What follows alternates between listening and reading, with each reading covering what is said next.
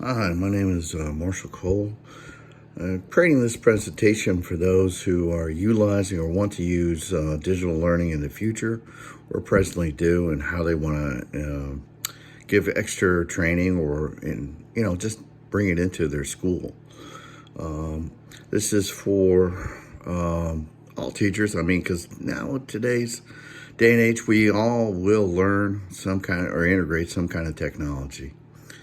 The first question that was asked to us or posed to us is, why do we want to unplug, or is there a reason to unplug? Now, for many of us, there is sort of a reason to unplug, or at least away from school.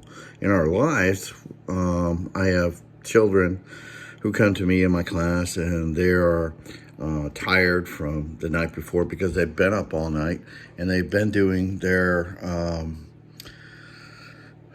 I don't know, they're gaming, they're streaming of videos, of TV, of movies, or whatever it is. They could even be doing FaceTime all night, and they come in the next morning, they're super tired because they never unplug.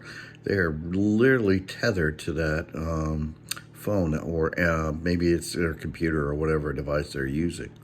It's really become their complete codependency. And it's really affected the way society interacts. You see people out at dinner, or even families, they have children, or couples, they're watching their phone rather than watching what's going on in front of them or interacting with that person in front of them. So in some respects, that's one of the worst ways or worst things that has stemmed from the phone or smartphones and our technologies that we have as far as computers as well. Let's see. Another thing to think about is,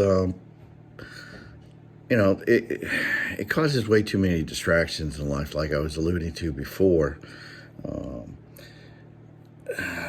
We would reap so many benefits if we would just be unplugged from phones. I myself, when I get home from work, I try to leave the phone, computer somewhere, TV somewhere away, and interact with my family. Because, that's treasured time. You can't get back. You can't make, you can't get a do-over on. And so if you're too busy missing something or missing out on something because you're glued to your phone or computer or whatever the device may be, well, then you're not interacting with the world or your surroundings. I come from a generation where we as kids, we went outside, and we, went outside in the morning, and we didn't come in till the street lights came on. And a lot of kids these days and age, they aren't like that. They come home from school, they go straight to their rooms, they don't interact. They don't interact with the world outside their door or from their device. That's one of the best ways or main reasons I also think we should unplug, so we can be more interactive, as we should be, with either society or, working on those social norms that everybody does when they, work on relationships by simple talking. Those things are a must in my thought process anyway.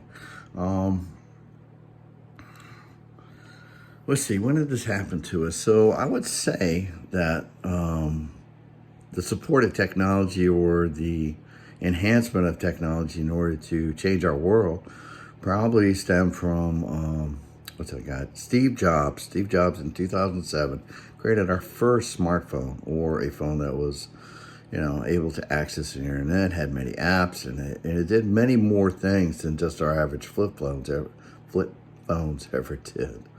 And it began the revolution of how we would really interact with technology from then on out. Our smartphones, almost all our phones are smart now. There's almost nobody who doesn't have one. They even say that about 85% of the world, not the world, excuse me, national for America has 85% usage with smartphones or some kind of interaction with a phone. I can, do similar things, maybe not as well as other smartphones, but, it's true interaction and keeps you glued. People text, like I said before, they wind up streaming, they order their food, they get an Uber ride. I mean, it's so integrated with so many different things in our lives these days. But it's done good things too. It's given people recognition where they never had a voice before. They get to explain who they are, where they come from, whether they're young gentlemen or boys or anyone from across the world. That it gives them a chance to, tell us who they are and explain how their daily lives and lives can be. It's pretty neat, actually. But the main thing about, being too plugged in is that the fact there has been research that, it's stated that folks actually become codependent. And some actually, they get anxiety from it. If they don't have their phone, they get depressed about it if they can't have their phone. I've seen students who lose their phones because of bad grades. And all they do is they sit and pontificate, when am I going to get my phone back? Why did this happen to me? When they're not really realizing the situation that they were the cause. They didn't get the good grades because they were Skyping all night or whatever it may be, streaming it and playing a game. And so they learn a bad lesson on how not to take ownership of what they do. And the fact that they can't see that, as I tell them, I look at this stuff like a digital crack. It literally pulls their attention in beyond anything comparable. I mean, it's a drug to them. Honestly, I truly believe that anyway. All right. So let's see. What else do we want to talk about? There's, how does this help us as far as in the classroom? How do we make this work? How does it work for all of us? Well, in the classroom, we can learn to integrate it for many different ways. It has the ability to change a lot of the ways in which we think about things or doing things. It simplifies things and it gives us a direct impact if we can use it in a good way. A lot of us have smart boards or something and we, if we talk about a subject, we can look up a subject, whether it's a zebra or a giraffe or something that simple, and we can bring that and show them if they've never seen it, or what it's like to look at the moon's surface, or what kind of rocks have they taken from it, or what an old battlefield might be that we were talking or discussing about. It can actually bring that to the forefront. And these days and times, we find that more prevalent for the sake that sometimes we're online learners, whether it's due to COVID and we, have a say in it or not. So we have things like G Suite, which is Google Classroom. And for a school that has it, that you never go away from being able to use that technology. And it's a good way. It allows chat, interaction, email, everything, and online videos and videos between you and your students. And it opens up a forum like nothing else. And it encourages and allows the students to see you. We did it over the last quarter of last year, and we found that our students are so happy to see us and interact with us rather than an email or I left them a lesson because they didn't have technology. We learned to get around that too. We gave kids technology from our school as well in order to help support them in their learning. So, you can use it in a balance. It's not technology, not to replace the teacher in the teaching. It's to supplement it and to help find a balance that aids or enhances the way we do teach. That's my personal feeling anyway. So let's look at other things that we have to do.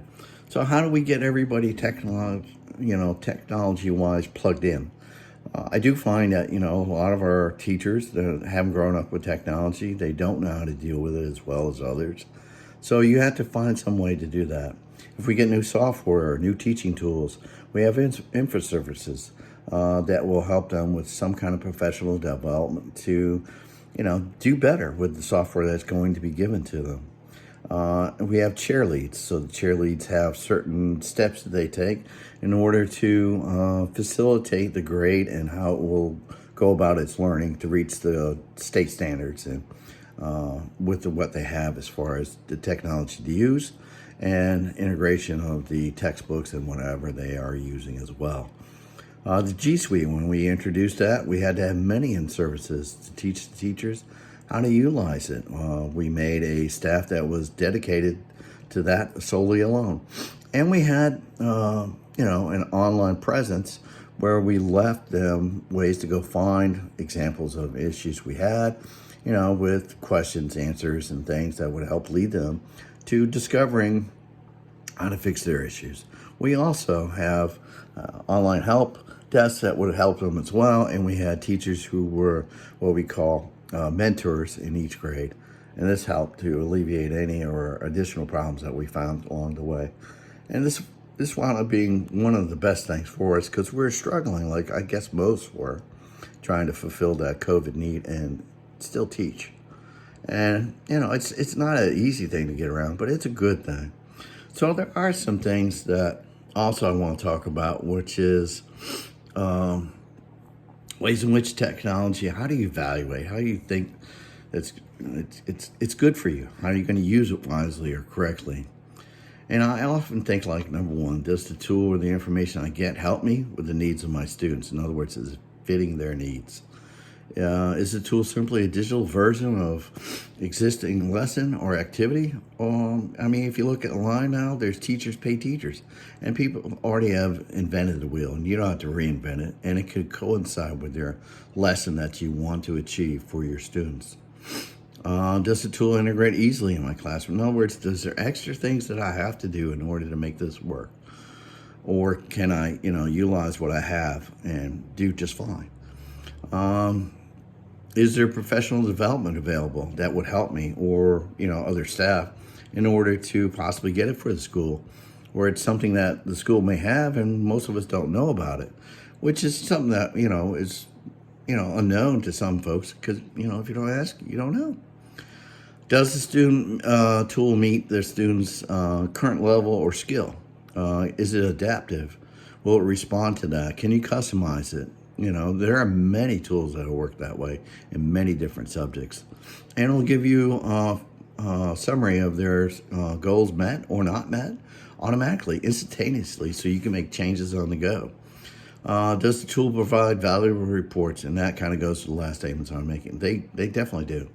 And, these are resources that we can use in order to benefit our students in every way possible.